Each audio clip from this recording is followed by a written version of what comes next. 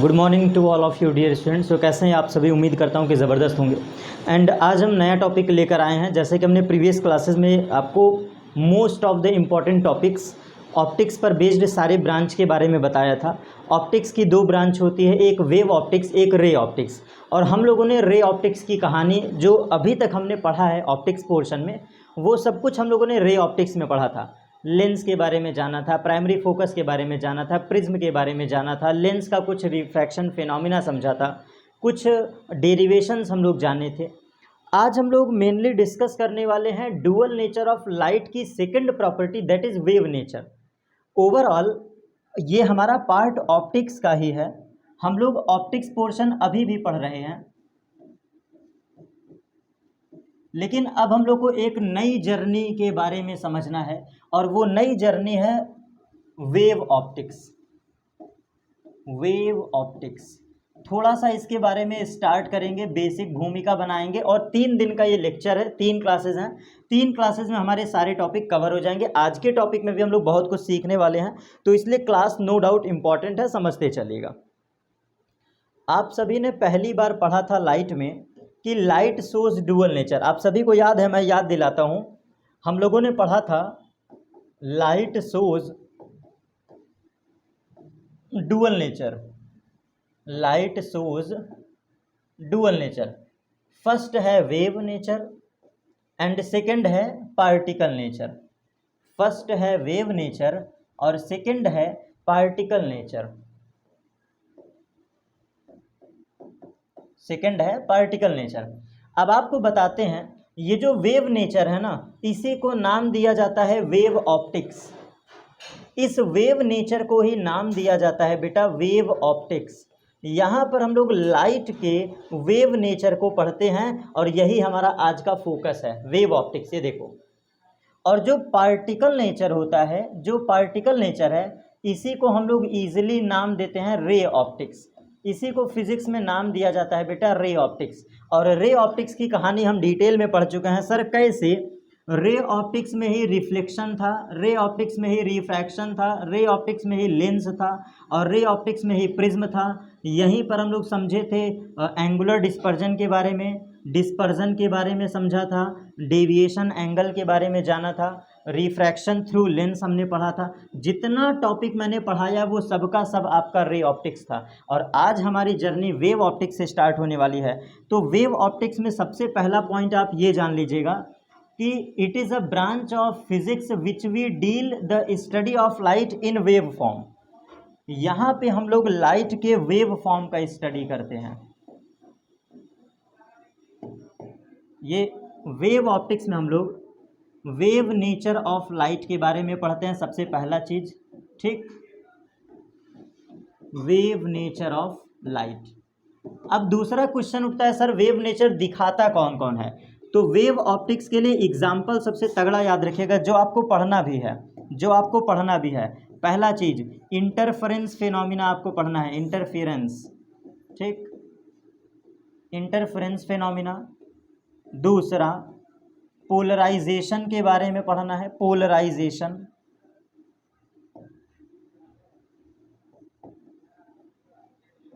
Polarisation के बारे में। और तीसरा हम लोग डिफ्रैक्शन के बारे में पढ़ेंगे। ये सारी कहानी अभी के लिए हल्का सा हिंट मैं दे दे रहा हूँ, लेकिन जब पढ़ेंगे तब डिटेल में पढ़ेंगे। तो ये 3 एग्जाम्पल आपके ऐसे एग्जाम्पल हैं, एक है इंटरफेरेंस फिनोमिना, दूसरा है पोलराइजेशन फिनोमिना, तीसरा है डिफ्रैक्शन फिनोमिना। ये सिर्फ और सिर्फ 3 ऐसे एग्जाम्पल हैं जो वेव नेचर को शो करते हैं, जो वेव ऑप्टिक्स को रिप्रेजेंट करते हैं।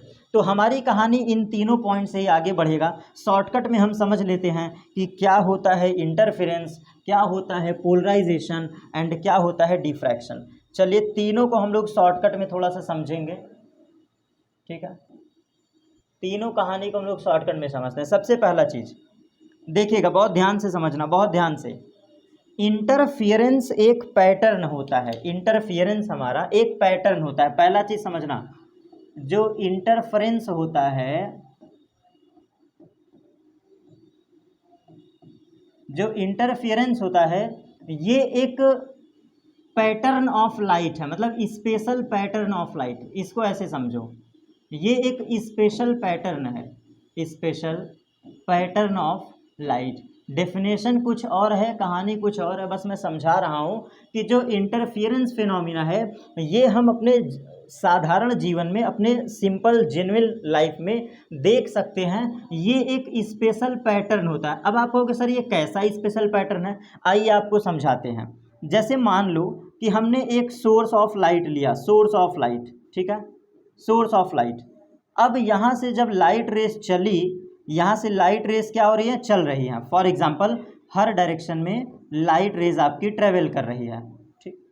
तो होगा क्या कि किसी स्लिट पर, स्लिट माने पर्दा होता है, पर्दा, ये दीवार समझ लो, ये कोई दीवार है, क्या है भाई, ये कोई स्लिट है, ये कोई दीवार है, ये कोई पर्दा है, कुछ भी आप समझ लो, ठीक है।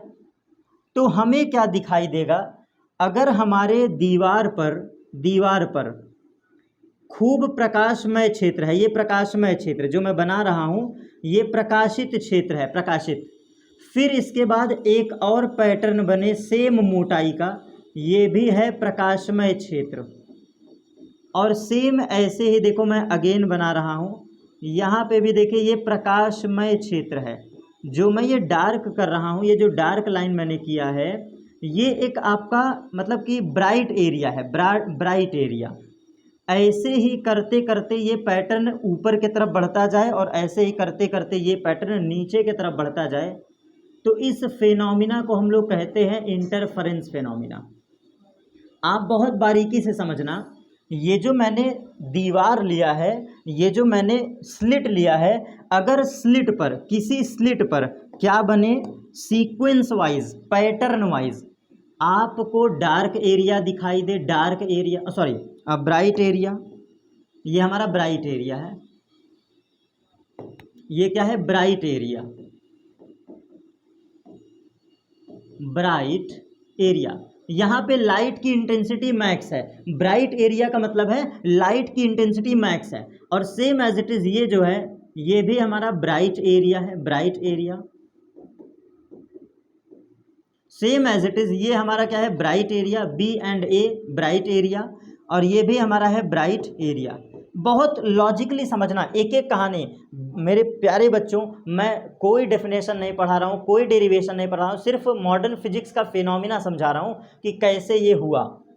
तो इंटरफियरेंस फिनोमिना में होता क्या है कि जब सोर्स ऑफ लाइट ट्रेवल करती है, किसी दीवार पर, किसी पर्दे पर ऐसा पैटर्न दिख जाए कि आपको एक जगह ब्राइट एरिया, अब ये खाली जगह देखो मैंने छोड़ा है, एक मैंने खाली जगह छोड़ा है। ये खाली जगह क्यों हमने छोड़ा है, सर ये आपने खाली जगह क्यों छोड़ा है, तो देखो इस खाली जगह का नाम है डार्क एरिया, इस खाली वाले जगह का नाम है डार्क एरिया।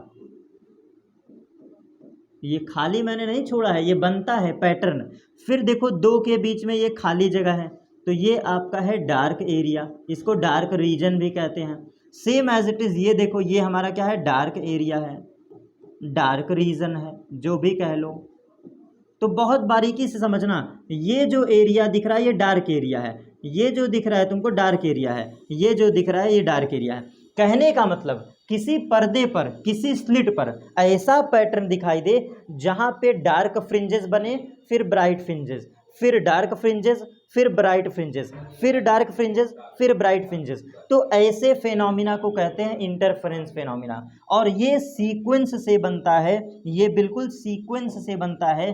तो इंटरफेरेंस फेनोमिना क्या होता है, जब किसी स्लिट पर क्या बने, सीक्वेंस वाइज ब्राइट एरिया, ये हमारा बी ए ब्राइट एरिया, फिर इसके बाद हमारा बने ब्राइट एरिया, और फिर हमारा ये बना ब्राइट एरिया।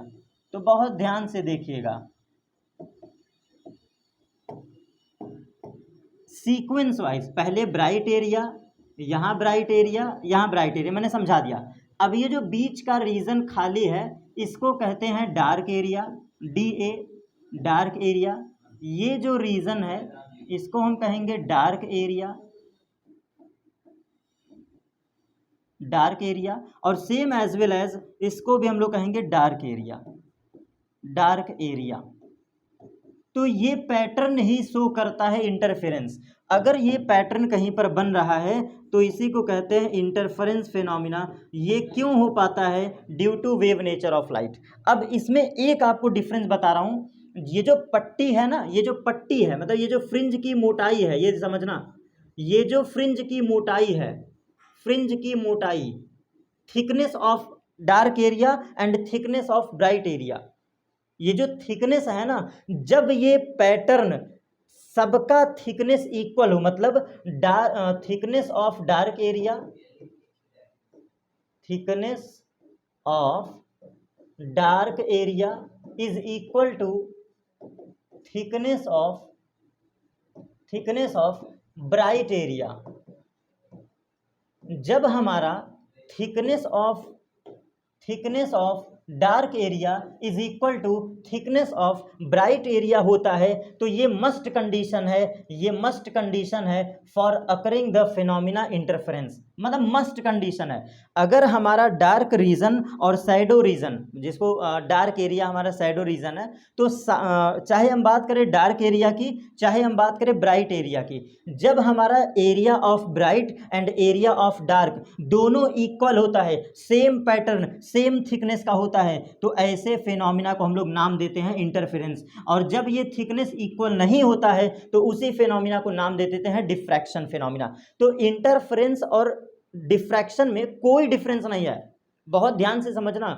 इंटरफेरेंस और डिफ्रैक्शन में कोई डिफरेंस नहीं है, सिर्फ इतने का डिफरेंस है कि इंटरफियरेंस फिनोमिना में डार्क एरिया और ब्राइट एरिया सेम ऑर्डर में बनते जाते हैं, सेम लेंथ में बनते हैं, सेम थिकनेस में बनते हैं, और डिफ्रैक्शन में यही डिक्रीज होता जाता है। तो उम्मीद करता हूँ ये बेसिक बातें अभी के लिए याद रख लीजिए, सुन लीजिए, समझ लीजिए, और इसके बाद आपको चीज़ें समझाऊंगा जब हम थियरी पे चलेंगे।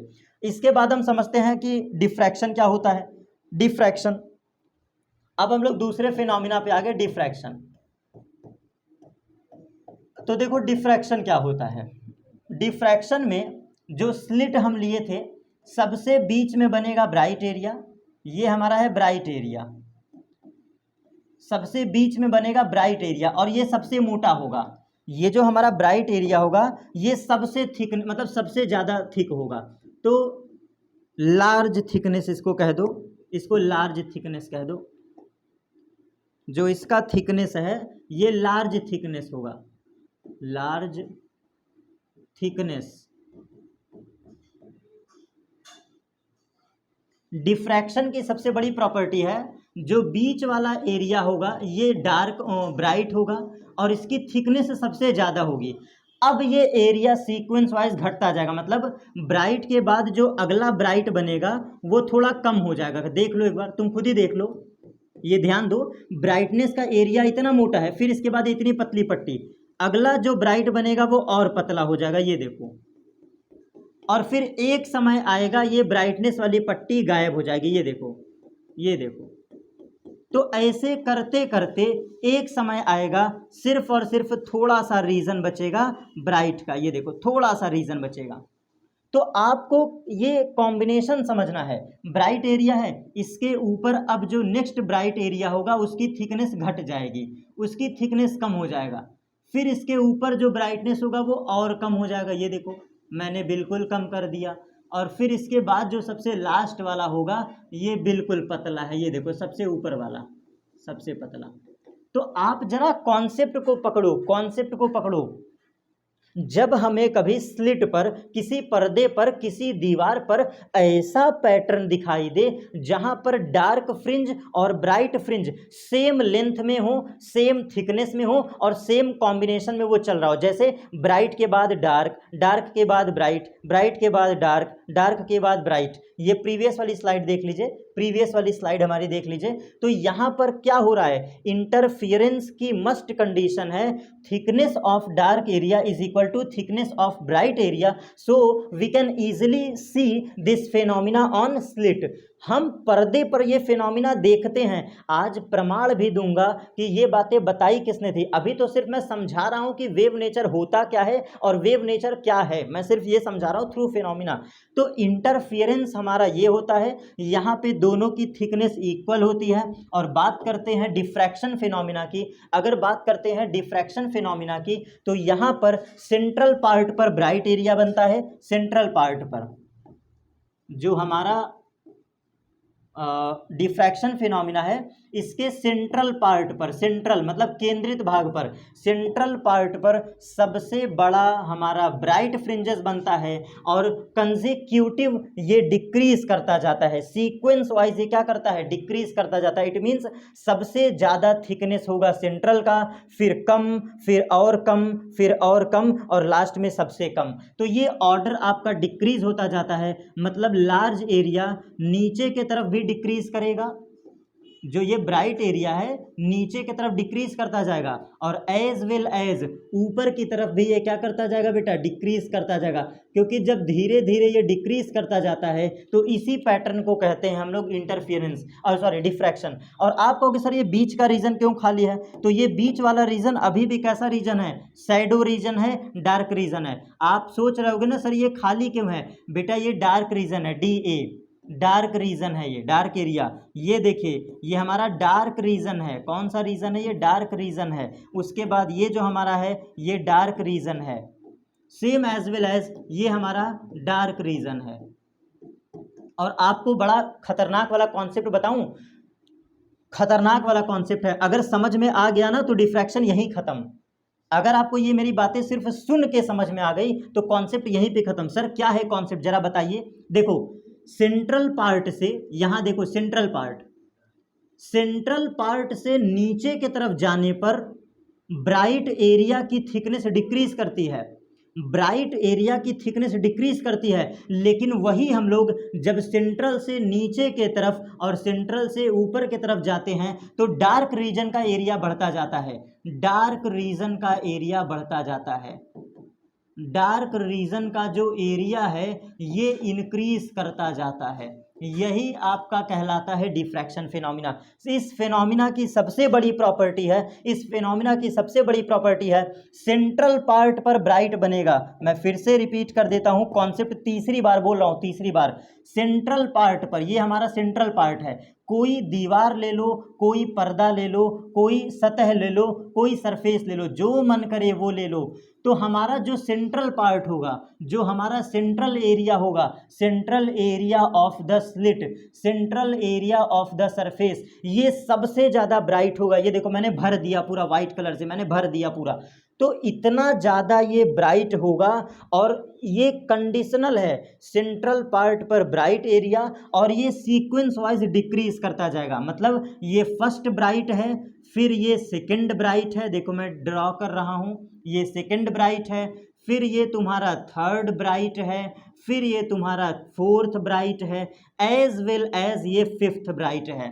सेम एज इट इज़ ये सेकंड ब्राइट है, सेम एज इट इज़ ये थर्ड ब्राइट है, सेम एज इट इज़ ये फोर्थ ब्राइट है। तो सीक्वेंस वाइज देखो ब्राइटनेस डिक्रीज हो रही है। ये देख रहे हो जो ब्राइटनेस एरिया है, ये जो मतलब क्या कहते हैं इसको, लाइट एरिया है, लाइट एरिया जो आपका मैक्सिमम इंटेंस एरिया है, ब्राइट एरिया है, ये डिक्रीज कर रहा है, सीक्वेंस वाइज डिक्रीज कर रहा है।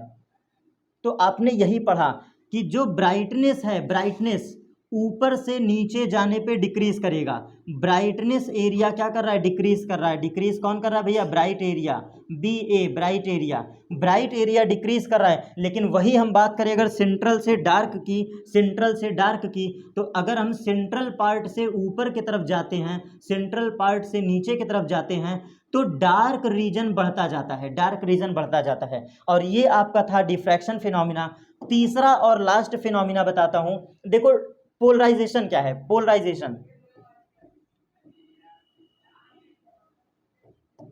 पोलराइजेशन क्या है, पोलराइजेशन सिर्फ इतना कहलाता है कि जब आप सोर्स ऑफ लाइट को जलाते हैं, सोर्स ऑफ लाइट को भेजते हैं, तो यहाँ पर हम लोग एक इंडिविजुअल ग्लास का टुकड़ा रखते हैं। क्या रखते हैं, ग्लास का टुकड़ा। मतलब ये आपका है, एक बार स्पेशल ग्लास हम लोग रखते हैं, स्पेशल ग्लास। और ये स्पेशल ग्लास क्या करता है, सिर्फ और सिर्फ ट्रांसवर्स वेव को गुजरने देता है, ट्रांसवर्स वेव को, ट्रांसवर्स वेव को। मतलब overall all type of source of light को कन्वर्ट कर देता है ट्रांसवर्स वेव में। मतलब कि यहाँ से जितने भी रेज जा रहे हैं, जितने भी वेव फ्रंट जा रहे हैं, इन सबको कन्वर्ज कर देता है ट्रांसवर्स वेव में। और पोलराइजेशन में सिर्फ और सिर्फ इतना ही होता है कि ये इंडिविजुअल लाइट को भेजता है, एक स्पेसिफिक लाइट को भेजता है। पोलराइजेशन का काम सिर्फ इतना ही है। और यहाँ पे जो हम लोग लेते हैं इसको कहते हैं टूरमैलीन ग्लास। टूरमैलीन ग्लास हम लोग लेते हैं, इसका नाम है टूरमैलीन ग्लास। मतलब जो कांच हम लोग लेते हैं, इंग्लिश और हिंदी इसका दोनों नाम सेम है, टूरमैलीन ग्लास। ठीक है, अब हमने ये कहानी सिर्फ इतना समझाया कि क्या होता है बेसिक कहानी। अभी हमने क्लास को स्टार्ट ही नहीं किया था। अब मैं कुछ मुद्दे पर बात करने वाला हूँ, यहाँ से हमारा सिलेबस स्टार्ट होगा। अकॉर्डिंग टू सिलेबस मैं यहाँ पे बात कर रहा हूँ, चलिए देखिएगा। सिलेबस के अकॉर्डिंग हमें सबसे पहले जानना है, सबसे पहले हम जानेंगे वेव फ्रंट क्या होता है। वेव फ्रंट बहुत ध्यान से समझना, अकॉर्डिंग टू सिलेबस बात कर रहा हूँ। सबसे पहले वेव फ्रंट जानेंगे, फिर हम लोग हाइगेंस प्रिंसिपल को पढ़ेंगे। Huygens principle and after this हम लोग रीड करेंगे इनका दो एप्लीकेशन है। हाइगेंस प्रिंसिपल का दो एप्लीकेशन है, एक है रिफ्लेक्शन और एक है रिफ्रैक्शन। इन्होंने कुछ प्रूविंग कराया था, तो ये दो फिनोमिना हम यहाँ पर पढ़ेंगे अकॉर्डिंग टू हाइगेंस। फिर हम लोग पढ़ेंगे कि हाइगेंस प्रिंसिपल की थियरी क्या है। जैसे बात समझिएगा, हाइगेंस प्रिंसिपल की थियरी क्या है हम ये भी डिटेल में समझेंगे, विदाउट थियरी हमें समझ में नहीं आएगा। फिर चौथा पॉइंट थोड़ा सा बेसिक बात करेंगे कि ये सेकेंडरी वेवलेट्स क्या होती हैं। मतलब ये ऑनलाइन की दुनिया में थोड़ा सा समझने में दिक्कत होती है, हम आपको डिटेल वे में समझाएंगे कि सेकेंडरी वेवलेट्स क्या होती हैं, सेकेंडरी वेवलेट्स। और फिर हम लोग पढ़ेंगे interference phenomena. Then after this हम लोग पढ़ेंगे इंटरफेरेंस फिनोमिना, और डिटेल में पढ़ाऊंगा इंटरफेरेंस फिनोमिना। ठीक है, एंड आफ्टर दिस यहाँ पे कुछ रिलेशन है, कुछ डेरिवेशन है, ये पूरा समझ लो पढ़ाऊंगा। इंटरफेरेंस मैंने लिख भर दिया, तो इंटरफेरेंस हम लोग पूरा पढ़ेंगे 100%। फिर इसके बाद हम लोग थोड़ा सा जानेंगे डिफ्रैक्शन के बारे में। डिफ्रैक्शन होता क्या है, डिफ्रैक्शन का फॉर्मूला क्या है, डिफ्रैक्शन के दो केसेस क्या हैं, जिसको हम लोग कहते हैं फ्रॉनहोफर एक्सपेरिमेंट। दो साइंटिस्ट थे, फ्रॉन एंड हॉफर। तो फ्रॉनहोफर ने कुछ एक्सपेरिमेंट किया था, उन एक्सपेरिमेंट्स को हम पढ़ेंगे डिफ्रैक्शन में। और डिफ्रैक्शन जब हमारा समाप्त हो जाएगा तो पोलराइजेशन पे आएंगे, और पोलराइजेशन हमारे सिलेबस में अच्छे से नहीं है, तो बहुत रफली बताऊंगा, ये सिलेबस में नहीं है। पोलराइजेशन आपको नहीं पढ़ना है, पोलराइजेशन बिल्कुल भी नहीं पढ़ना है। पोलराइजेशन का कॉन्सेप्ट एक रत्ती भी नहीं पढ़ना है, पूरी तरह से रिड्यूस सिलेबस के तहत हटा दिया गया है। एट प्रेजेंट टाइम जो नई एनसीईआरटी आई है, नई एनसीईआरटी में पूरा पोलराइजेशन ही गायब कर दिया है। जो न्यू एनसीईआरटी इस बार अपडेट हुई है, मतलब जो बच्चे 2025 में अगले साल inter and high school pass out करेंगे, उसमें पूरा हटा ही दिया है, पोलराइजेशन को एकदम ही हटा दिया है। तो ये हमें नहीं पढ़ना है, हमें सिर्फ और सिर्फ इंटरफेरेंस एंड डिफ्रैक्शन पढ़ना है। अब इसके बाद मैं बात करता हूँ अपने टॉपिक पर। ये था हमारा सिलेबस, सीक्वेंस वाइज ये 3 क्लास में समाप्त हो जाएगा। और सॉरी, यहाँ तक सेकेंडरी वेवलेट्स तक हमारी 3 क्लास में हो जाएगा, interference 2 class, diffraction 2 class, overall 7 class में ये पूरी क्लासेस समाप्त हो जाएंगी। 7 से 8 क्लास एवरेज मान लीजिए, 7 से 8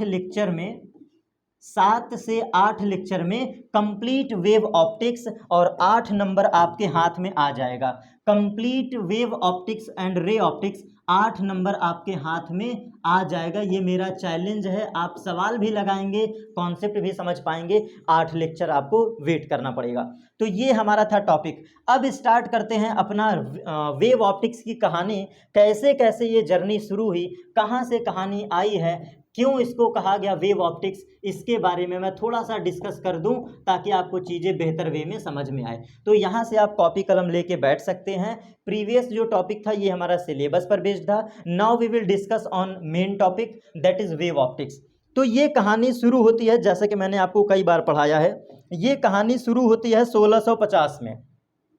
जब न्यूटन साहब का जन्म होता है तो ये कहानी 1650 में शुरू होती है।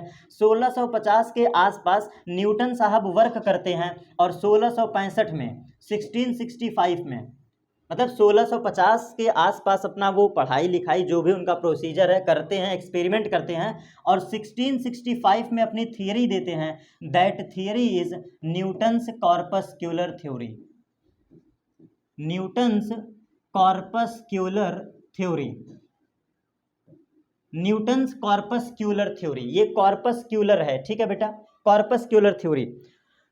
और न्यूटन्स की जो बात करें, अगर हम बात करें न्यूटन की, तो जो न्यूटन साहब का मतलब वर्क रहा है, न्यूटन साहब की जो मान्यता रही है, ये हर सेक्शन में वर्क किए हैं। अगर आप थोड़ा सा मतलब अभी तो आप इंटर में हैं, जब आप थोड़ा सा कॉम्पिटिटिव लेवल पर जाएंगे या फिर थोड़ा सा आगे की चीज़ें और डेप्थ में पढ़ेंगे तो आपको ये समझ में आएगा कि न्यूटन साहब ने सिर्फ फिजिक्स में ही नहीं, एनदर बहुत सारे सब्जेक्ट में भी अपने पॉइंट ऑफ व्यू दिए हैं। न्यूटन साहब की जो थियरी है वो इतनी वाइड रही है, मतलब इतना ज़्यादा विस्तृत रहा है कि इन्होंने सिर्फ साइंस और फिजिक्स में ही नहीं, मतलब इन्होंने एनदर सेक्टर पे भी वर्क किया है। जैसे न्यूटन ने पॉलिटिक्स में भी कुछ ना कुछ बोला है, न्यूटन साहब ने साइकोलॉजी से भी रिलेटेड कुछ ना कुछ फैक्ट दिया है। तो इनका रीज़न बड़ा डार्क, इनका जो रीज़न है ये मतलब एक तरह से कहें तो फेमस होने की वजह से, या फिर इनकी थियरी बड़ी आसानी से मान इसलिए है क्योंकि इनका रीज़न बड़ा वर्ल्ड वाइड रहा है, विस्तृत रहा है, विस्तार रहा है। तो न्यूटन साहब ने अपने एक्सपेरिमेंट से प्रूफ किया था कि जो लाइट होती है, ध्यान से समझिएगा, जो लाइट होती है, कॉर्पस्क्यूलर थियरी में कहा है इन्होंने, light travels in straight path, light travels in straight path as well as this light shows particle nature, this light shows particle nature. और ये पार्टिकल जो है स्मॉल स्मॉल टीनी पार्टिकल्स का ग्रुप है, मतलब जो लाइट है this is group of small tiny particles, tiny particles इन्होंने अपनी थियरी में कहा है। एंड एज वेल एज इन बातों के प्रमाण के लिए इन्होंने दो फेनोमिना प्रूफ किया, एक है रिफ्लेक्शन ऑफ लाइट, एक है रिफ्लेक्शन ऑफ लाइट, दूसरा है रिफ्रैक्शन ऑफ लाइट, दूसरा है बेटा रिफ्रैक्शन ऑफ लाइट। तो न्यूटन साहब ने अपने कॉर्पस्क्यूलर थ्योरी में यही कहा, जो लाइट है वो स्ट्रेट पाथ पे चलती है, जो लाइट है ये group of small tiny particles हैं। इसका प्रमाण दिया है इन्होंने रिफ्लेक्शन एंड रिफ्रैक्शन फिनोमिना को करके, जो कि हम पढ़ चुके हैं, रिफ्लेक्शन और रिफ्रैक्शन हम पढ़ चुके हैं। तो ये इनका 1665 का ज़माना था। फिर इसके बाद इन्हीं के समकालीन, इन्हीं के सेम टाइम पीरियड में अगले साइंटिस्ट आते हैं, उनका नाम है क्रिश्चियन हाइगेंस, उनका नाम है क्रिश्चियन हाइगेंस, हाइगेंस जिनकी मैं बात कर रहा था जस्ट अभी, हाइगेंस। तो हाइगेंस साहब ने आते ही, एक्चुअली में हाइगेंस जो थे वो न्यूटन से सीनियर थे, मतलब ये सीनियर फिजिसिस्ट थे जो हमारे हाइगेंस साहब हैं। हाइगेंस साहब सीनियर थे किनसे? न्यूटन से। तो इन्होंने बिना सोचे समझे कुछ अपनी कहानी देखा, कुछ अपनी थियरी देखा, और हाइगेंस साहब ने सीधा कहा कि न्यूटन साहब आपकी थियरी गलत है, लाइट जो है ये पार्टिकल ना हो करके लाइट क्या है? वेव है, लाइट क्या है? वेव है। और ये बातें इन्होंने डायरेक्टली बोला था, कुछ फैक्ट को बता करके, कुछ बातों को रख करके, वही से स्टार्ट होता है हमारा हाइगेंस की प्रिंसिपल की कहानी। और ये बिल्कुल समकालीन है, इसी सेम टाइम पीरियड में हाइगेंस साहब इसी सेम टाइम पीरियड में, मतलब 1670 मान लो, 80 मान लो, approximate in this same region. Christiaan Huygens ने सीधा बोला कि जो लाइट होती है ये वेव होती है, ना कि पार्टिकल। ध्यान से सुनना, जो लाइट होती है ये वेव होती है, ना कि पार्टिकल। इन न्यूटन साहब के बात का इन्होंने विरोध किया। और इस पर कुछ अपनी थियरी बताई, इस पर इन्होंने अपनी कुछ थियरी बताई। तो इसी थियरी को नाम दिया गया है बेटा हाइगेन्स प्रिंसिपल। इसी थियरी को हम नाम देते हैं हाइगेन्स प्रिंसिपल, हाइगेन्स प्रिंसिपल। और हाइगेन्स प्रिंसिपल की कहानी जरा डेप्थ में समझना। हाइगेन्स प्रिंसिपल में जो हमें समझना है, इन्होंने स्पेशली हाइगेन्स साहब ने सीधा सीधा विरोध किया था। और यहाँ पे पहली बार पता चलता है, पहली बार हमारे नज़रों के सामने बातें आती हैं कि लाइट पार्टिकल ना होकर के वेव है। पहली बार ये बातें आती है कि लाइट वेव पार्टिकल ना होकर के वेव नेचर है। और इस बात को बोलने वाले पहले साइंटिस्ट थे हाइगेन्स। तो पहले साइंटिस्ट होने के वजह से इनके बातों का लोड नहीं लिया गया, इनकी बातें मान्यता में नहीं रही, मतलब इनकी बातों को स्वीकार नहीं किया गया, एक्सेप्टेंस नहीं किया गया। इन्होंने बहुत चिल्लाया, इन्होंने बहुत अपनी थियरी रखी, लेकिन ये सर्वमान्य नहीं हो पाया। तो इसीलिए हम पहली बार जानते हैं कि वेव ऑप्टिक्स कहाँ से आया, तो वो थे हाइगेन्स प्रिंसिपल। फिर इन्होंने अपने प्रिंसिपल में ही वेव फ्रंट के बारे में बताया है। ये हाइगेन्स ने ही वेव फ्रंट का कॉन्सेप्ट दिया, ये हाइगेन्स ने ही अपनी थियरी दिया, जिसको हम लोग नाम आज देते हैं हाइगेन्स प्रिंसिपल, हाइगेन्स प्रिंसिपल। और अपने इसी थियरी में इन्होंने सेकेंडरी वेवलेट्स से हमें वाकिफ कराया, that is secondary wavelets, secondary wavelets. तो सेकेंडरी वेवलेट्स के बारे में पहली बार अगर किसी ने बताया तो वो थे हमारे क्रिश्चियन हाइगेन्स। और यहाँ पर हम समझते हैं इन बेसिक बातों को जब चैप्टर में जस्ट मूव ऑन करेंगे। तो हाइगेन्स थियरी जो है ये पहली बार इन्होंने बताया था अपने इस प्रिंसिपल में। और बातें समझना, हाइगेन्स साहब ने सीधा सीधा कहा था कि ये जो मैकेनिकल वेव है, जो लाइट है हमारी, ये मैकेनिकल वेव तो है ही है, एज वेल एज ये लॉन्गिट्यूडिनल वेव्स है। ये कैसी वेव्स है बेटा? Longitudinal waves. और यहीं पर ये गलत साबित हो जाते हैं बस ये शब्द बोलते ही। जैसे हाइगेन्स साहब ने बोला कि लाइट वेव है, ये तो सही है, बात समझिएगा।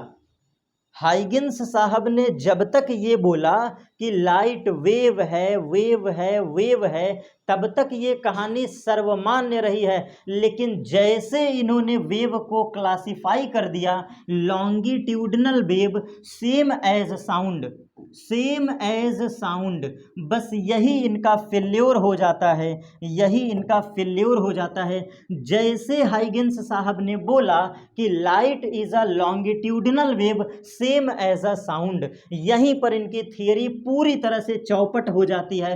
पूरी तरह से यहाँ पे इनका थियरी किस में कन्वर्ट हो जाता है? फेल्योर में कन्वर्ट हो जाता है। तो इसके बारे में भी हम आगे पढ़ेंगे। यही इनकी थियरी की सबसे गलत फैक्ट निकलता है, आगे साबित होता है कि आपने लॉन्गिट्यूडिनल वेव कैसे कह दिया लाइट को, और यहीं पे इनकी थियरी फेल हो जाती है। और इसके बाद हम लोग पढ़ते नहीं हैं इस थियरी को, ठीक है।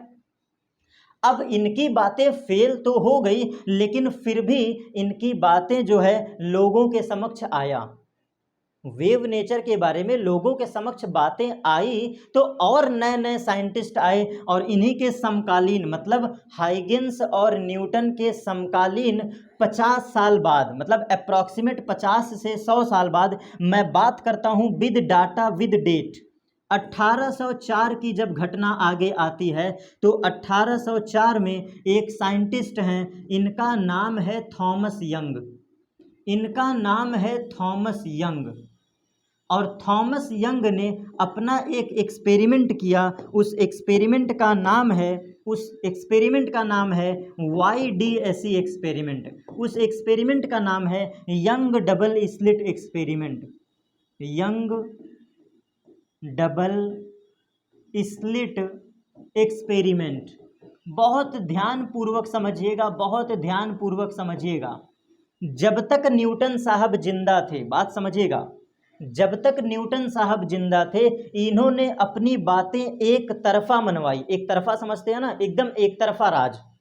न्यूटन साहब की मान्यता इतनी ज़्यादा थी कि वो जो कह दें सर्वे सर्वा होता था, और उनकी बातें एक्सेप्टेंस के साथ, मतलब सारी चीज़ें मानित हुई विद प्रमाण कि लाइट पार्टिकल है। लेकिन हाइगेंस साहब बेचारे फेल कर गए, और ऊपर से सीनियर थे। हाइगेंस साहब न्यूटन से सीनियर थे, इनकी बातें काट दी गई। आप खुद ही इमेजिन करो कि अगर आपके घर का कोई छोटा बच्चा, जैसे तुम अभी बेरोजगार हो, बस जस्ट इमेजिन, कल्पना ही करना है, जैसे तुम अभी पढ़ रहे हो इंटर में, तुम बेरोजगार हो, ठीक, लेकिन तुम्हारा छोटा भाई अगर वो 10,000 रुपये कमाने लगे, तो घर वाले क्या कहेंगे कि तुम्हारी पढ़ाई कौन से काम का, तुम्हारा छुटका बेटवा तो देखो पैसा कमा रहा है। इज्जत घट जाती है ना, खुद को बुरा लगता है कि नहीं, सोच के देखो एक बार, अगर ऐसा सत्य हो तो। सेम यही कहानी इनके साथ होता है। न्यूटन साहब छोटे थे, हाइगेंस साहब बड़े थे, लेकिन इतना एक्सपीरियंसिव होने के बाद इनकी थियरी को नहीं माना गया और गलत बातें प्रूफ कर दी गई प्रमाण देने के बावजूद। इन्होंने अपना प्रमाण दिया, इन्होंने अपनी थियरी दिया, और उस थियरी को हम कहते हैं refraction of light, reflection of light according to Huygens principle. Secondary wavelets बताया, वेव फ्रंट बताया, पता नहीं कौन कौन सी थियरी बता दिया, लेकिन फिर भी इनको फेल्योर साबित कर दिया गया। तो चीज़ें बुरा लगती है कि नहीं, बुरा लगता है ना, जब किसी को फेल्योर साबित कर दो, गलत साबित कर दो। तो 150 साल बाद 1650 और 1804 में कितने का डिफरेंस है, जरा ध्यान से देखना। 1650 में न्यूटन साहब आते हैं, और 1804 में थॉमस यंग आते हैं। 150 साल का सीधा सीधा गैप है, देख लो, 150 साल का सीधा सीधा गैप है। और आफ्टर 150 ईयर, आफ्टर 150 ईयर, अब आपको बताता हूं, जब हाइगेंस साहब मर गए, जब न्यूटन साहब मर गए, तो इनकी आत्मा ने बोला कि मैं सही बोला था कि नहीं। कहानी जरा सोचना, बस एक कहानी मैं सेट कर रहा हूं। 1650 में न्यूटन थियरी और 1804 में थॉमस यंग की थ्योरी। और यहाँ पे ध्यान से समझिएगा, 1804 वाली जो डेट है ये सर्वमानित इसलिए है क्योंकि यहाँ पर ना न्यूटन साहब जिंदा हैं, ना हाइगेंस साहब जिंदा हैं। बहुत ध्यान समझिएगा, आप बातों को बड़ा कॉन्सेप्चुअल, क्लास मेरी लंबी हो सकती है, 1 घंटा 10 मिनट, 1 घंटे 20 मिनट, कुछ भी हो सकता है, लेकिन क्लासेस लंबी है, कॉन्सेप्ट खत्म करके ही जाऊंगा। बहुत ध्यान से समझना, जब कोई आदमी जिंदा रहता है, जब कोई आदमी अस्तित्व में रहता है, तो उसकी मान्यता बनी रहती है। लेकिन 1650 में जब न्यूटन की थियरी आई थी, इससे 150 साल का गैप हो गया, मतलब ना न्यूटन जिंदा हैं, ना हाइगेंस जिंदा हैं। तो इस समय जो नए साइंटिस्ट आए थे, इनका नाम है थॉमस यंग। इनका नाम है बेटा थॉमस यंग। और थॉमस यंग ने अपनी थियरी कब दी थी? 1804 में। और इन्होंने विद एक्सपेरिमेंट प्रूफ किया। उस एक्सपेरिमेंट का नाम है young double slit theory, young double slit experiment, young double slit experiment, young double slit experiment. और ये 100% इस बात का प्रमाण था, ये 100% इस बात का प्रमाण था कि लाइट पार्टिकल नहीं है बल्कि वेव है। जो YDSE एक्सपेरिमेंट है, जो आपका यंग डबल स्लिट एक्सपेरिमेंट है थॉमस यंग साहब का, ये 100% 100% कह दिया, 100% लिख लो। ये इस बात को बिल्कुल स्पष्ट कर दिया कि न्यूटन साहब आप गलत बोल के गए थे। आज हाइगेंस साहब की आत्मा बड़ी खुश हुई होगी क्योंकि यहाँ पर उनका वेव नेचर प्रूव होता हुआ सामने आया। यहाँ पर हाइगेंस की जो थियरी नकार दी गई थी 1660-1670 के दशक में, हाइगेंस की जो थियरी नकार दी गई थी, फेल्योर साबित कर दिया गया था। उस दर्द को जो झेले थे ना हाइगेंस साहब, उसको हेल्प किया था, सपोर्ट किया था 1804 की यंग डबल स्लिट एक्सपेरिमेंट।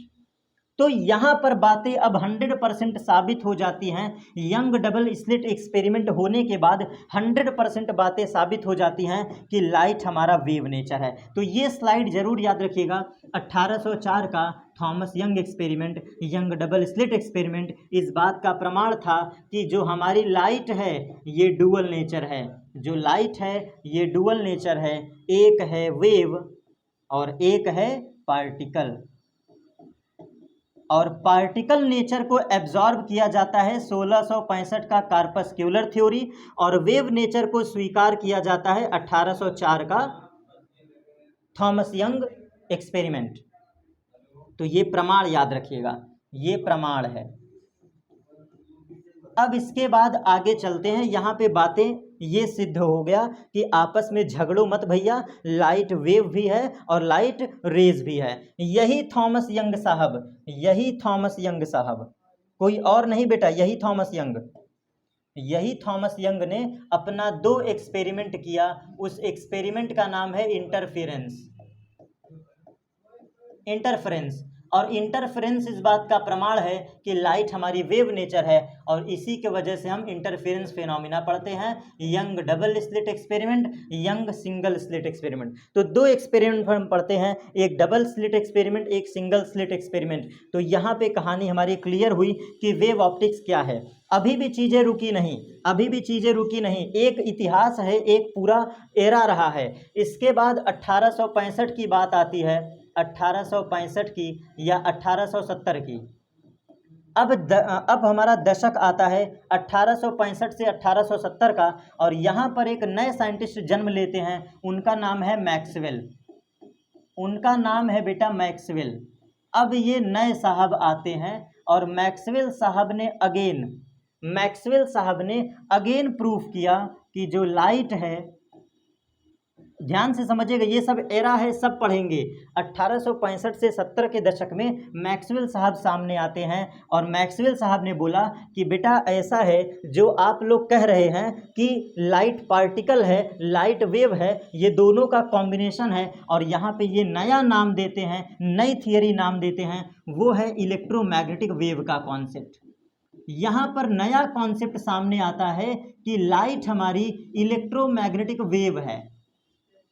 बात समझिएगा, मैक्सवेल साहब ने विद प्रमाण बताया कि लाइट जो है वो डुअल नेचर तो शो करती है, लेकिन ये कंटिन्यूअसली कंबाइंड फॉर्म में ट्रेवल करती है, कंटिन्यूअसली कंबाइंड फॉर्म में, जिसको हम लोग नाम देते हैं electromagnetic wave. As well as इन्होंने रेडिएशन जैसा कॉन्सेप्ट दिया। ये पहले ऐसे साइंटिस्ट थे, मैक्सवेल बाबा पहले ऐसे साइंटिस्ट थे जिन्होंने पहली बार बताया कि लाइट हमारी रेडिएशन है। लाइट हमारी क्या है? रेडिएशन है। और जब हम लाइट को रेडिएशन कहते हैं तो रेडिएशन से सिद्ध हो जाता है कि रेडिएशन वही कर पाएगा जिसके पास एनर्जी हो। आप मुझे बताओ, रेडिएशन वही न कर पाएगा जिसका खुद का पेट भरा हो एनर्जी से। तो यहाँ से ये भी बातें प्रूव होने लगी कि light is a form of energy, जो कि मैं आपको पढ़ाया हूँ, वो देन मैक्सवेल साहब का है। और ध्यान से समझिएगा, इन्होंने मैक्सवेल साहब ने और बताया, क्या बताया? जिस चीज़ का जवाब कोई नहीं दे पाया था उसका जवाब इन्होंने दिया। तो वेव नेचर तो है ही है, नोट करके लिखिएगा, लाइट हमारी वेव नेचर तो है ही है, लेकिन वेव में कौन सी वेव है बच्चा? Mechanical wave. मैकेनिकल वेव कौन सी वेव है भैया? वेव में मैकेनिकल वेव। और मैकेनिकल में कौन सी है? तो मैकेनिकल में ट्रांसवर्स वेव है। लाइट हमारी कैसी वेव है? Transverse wave. और ये 100% आज भी मान्य है। क्या कहना है सर आपका?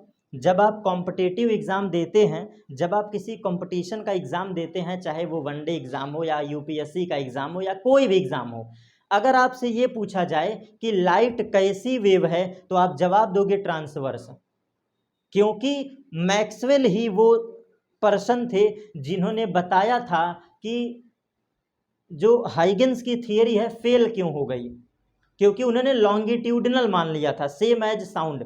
तो आप कॉम्पिटिटिव एग्ज़ाम जब भी देने जाओ, याद रखिएगा, लाइट हमारी ट्रांसवर्स वेव है। और बात करें साउंड की, अगर बात करें साउंड की, ये यहाँ से कोई कोरिलेशन नहीं है, लेकिन लिख लो, साउंड हमारी लॉन्गिट्यूडनल होती है। तो ये 1 नंबर का तुम्हारा कॉम्पिटिटिव थियरी तैयार होता है। क्या प्रूव हुआ?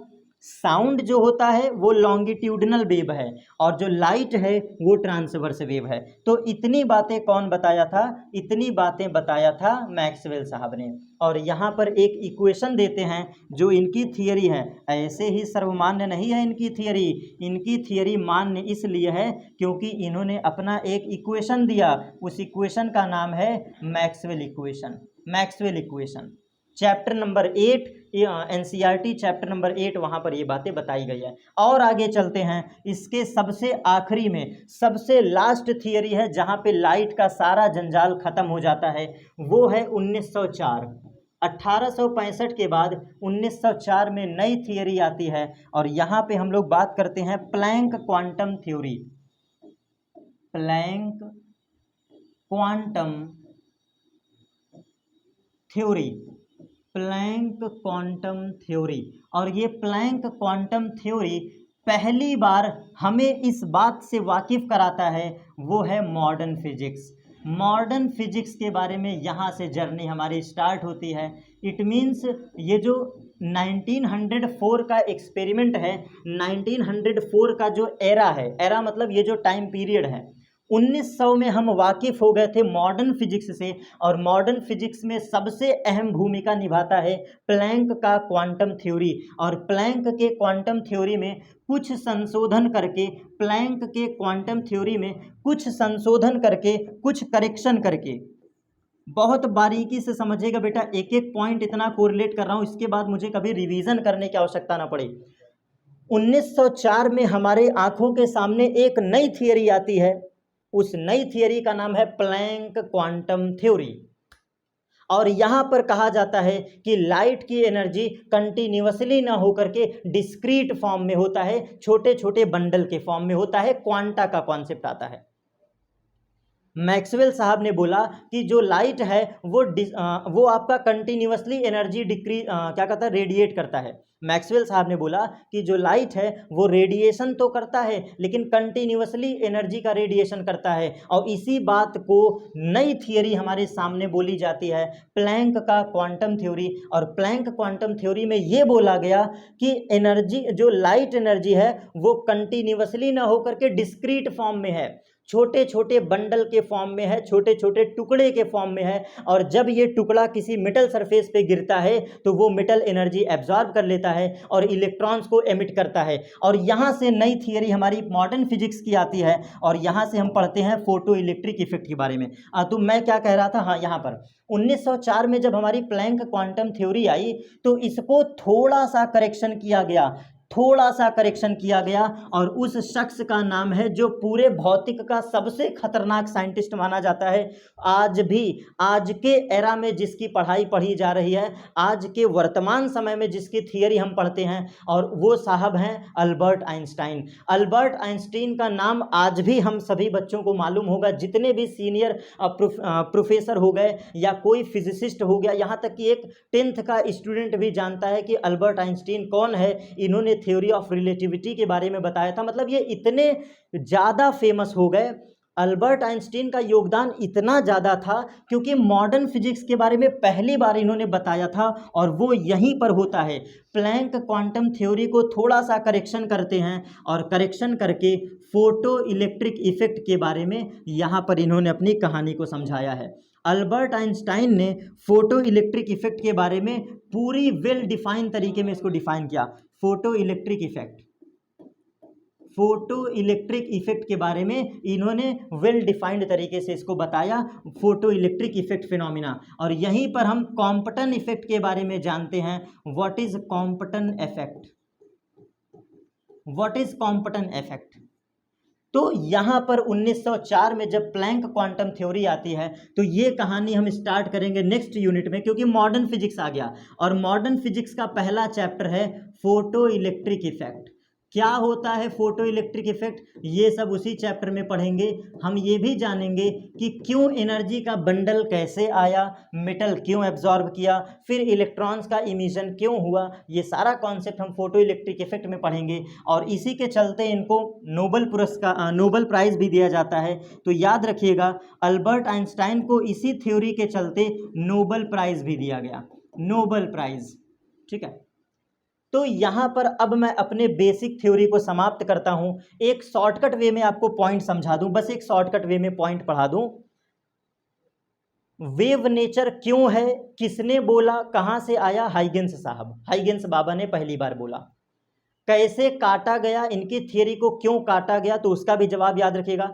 1650 में आती है न्यूटन्स की कार्पस्क्यूल थ्योरी, ये एरा बस देख लीजिए। 1650 में आता है न्यूटन्स का कार्पस्क्यूल थ्योरी। फिर इसके बाद अप्रॉक्सीमेट 1680 में कह दे रहा हूँ, 1680 में हाइगेंस बाबा आते हैं और हाइगेंस साहब ने कहा कि लाइट क्या है, वेव है, लाइट क्या है, वेव है, लेकिन ये एक्सेप्ट नहीं किया गया। फिर इसके बाद अगला दशक आता है 1804 का, 1804 वाली बातें एक्सेप्ट की गई, 150 साल बाद इनकी बातें एक्सेप्ट हुई। तो 1804 में जो साइंटिस्ट थे उनका नाम था थॉमस यंग, उनका नाम था थॉमस यंग। और थॉमस यंग फर्जी नहीं बोले हैं, अपना एक्सपेरिमेंट दिए हैं, YDSE एक्सपेरिमेंट। और YDSE एक्सपेरिमेंट इस बात का जवाब है कि लाइट 100% वेव है, लाइट हमारी क्या है, 100% वेव है।